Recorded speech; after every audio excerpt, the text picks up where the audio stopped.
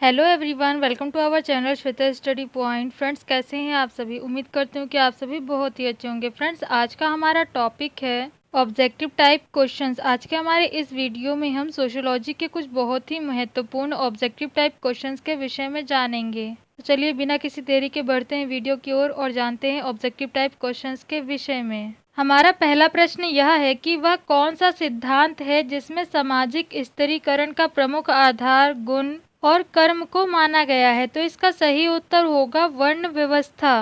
वर्ण व्यवस्था ही ऐसा सिद्धांत है जिसमें सामाजिक स्थिरीकरण का प्रमुख आधार गुण और कर्म को माना गया है। हमारा दूसरा प्रश्न यह है कि वर्ण व्यवस्था का आधारभूत उद्देश्य समाज का किस प्रकार का विभाजन करना है? तो इसका सही उत्तर होगा कार्यात्मक। हमारा तीसरा प्रश्न यह है कि वर्ण व्यवस्था की उत्पत्ति पर प्राचीनतम ग्रंथ कौन सा है? तो इसका सही उत्तर होगा ऋग्वेद। हमारा चौथा प्रश्न यह है कि वर्ण व्यवस्था किस धर्म का अंग है? तो इसका सही उत्तर होगा हिंदू। वर्ण व्यवस्था हिंदू धर्म का अंग है। हमारा पांचवा प्रश्न यह है कि ज्योति, प्रकाश और ज्ञान के घोतक सत्व गुण से युक्त प्रधान वर्ण कौन सा है? तो इसका सही उत्तर होगा ब्राह्मण। हमारा अगला प्रश्न यह है कि कृषि कार्य का कर्तव्य किस वर्ण के लिए निर्धारित किया गया है? तो इसका सही उत्तर होगा वैश्य। हमारा सातवां प्रश्न यह है कि जाति व्यवस्था कैसी व्यवस्था है, अर्थात खुली है या फिर बंद है? तो इसका सही उत्तर होगा बंद। जाति व्यवस्था एक बंद व्यवस्था है। हमारा अगला प्रश्न यह है कि क्या जाति एक समुदाय है? तो इसका सही उत्तर होगा नहीं, जाति एक समुदाय नहीं है। हमारा नौवां प्रश्न यह है कि जाति का निर्णायक आधार क्या है? तो इसका सही उत्तर होगा जन्म। जाति व्यवस्था का निर्णायक आधार जन्म है। जन्म के ही आधार पर जाति का निर्धारण किया जाता है। हमारा 10वां प्रश्न यह है कि जब कोई वर्ग पूर्णतः वंशानुक्रमण पर आधारित होता है तो उसे हम जाति कहते हैं। यह कथन किसका है?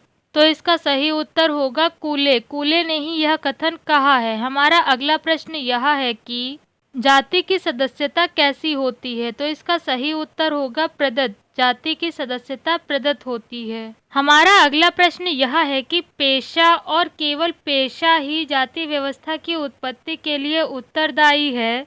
यह कथन किसका है? तो इसका सही उत्तर होगा नेस्फील्ड। यह कथन नेस्फील्ड ने कहा है। हमारा अगला प्रश्न यह है कि जाति की उत्पत्ति का उल्लेख किस वेद के पुरुष सूक्त में किया गया है? तो इसका सही उत्तर होगा ऋग्वेद।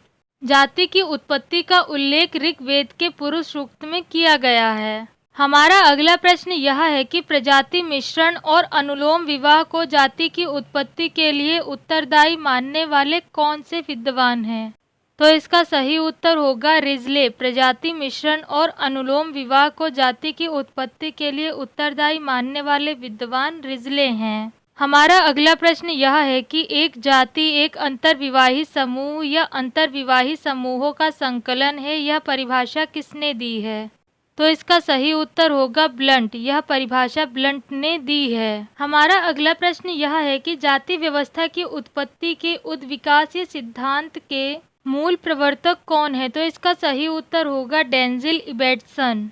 हमारा 17वां प्रश्न यह है कि परिवार कल्याण का दूसरा नाम क्या है? तो इसका सही उत्तर होगा परिवार नियोजन।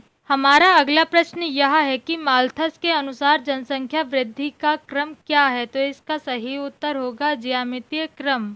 हमारा 19वां प्रश्न यह है कि आश्रम व्यवस्था में से किस आश्रम पर सभी आश्रम निर्भर हैं? तो इसका सही उत्तर होगा गृहस्थ आश्रम। आश्रम व्यवस्था में से गृहस्थ आश्रम ही एक ऐसा आश्रम है जिस पर सभी आश्रम निर्भर रहते हैं। हमारा 20वां प्रश्न यह है कि गृहस्थ आश्रम में एक मनुष्य कितने यज्ञ करता है? तो इसका सही उत्तर होगा 5। गृहस्थ आश्रम में एक मनुष्य 5 अर्थात देव, ऋषि, पितृ, अतिथि एवं भूत यज्ञ करता है। ये पांचों यज्ञ पंच यज्ञ के नाम से जाने जाते हैं। फ्रेंड्स, यह थी जानकारी समाजशास्त्र के कुछ ऑब्जेक्टिव टाइप क्वेश्चंस के विषय में। उम्मीद करती हूँ कि आपको मेरे द्वारा दी हुई यह जानकारी पसंद आई होगी। फ्रेंड्स, वीडियो कैसी लगी कमेंट करके जरूर बताएं। वीडियो अगर आप सभी को पसंद आया हो तो वीडियो को लाइक और शेयर जरूर करें। चैनल को सब्सक्राइब करना ना भूलें और साथ ही साथ बेल आइकन को जरूर दबाएं जिससे कि आपको मेरी लेटेस्ट वीडियो की अपडेट मिल सके।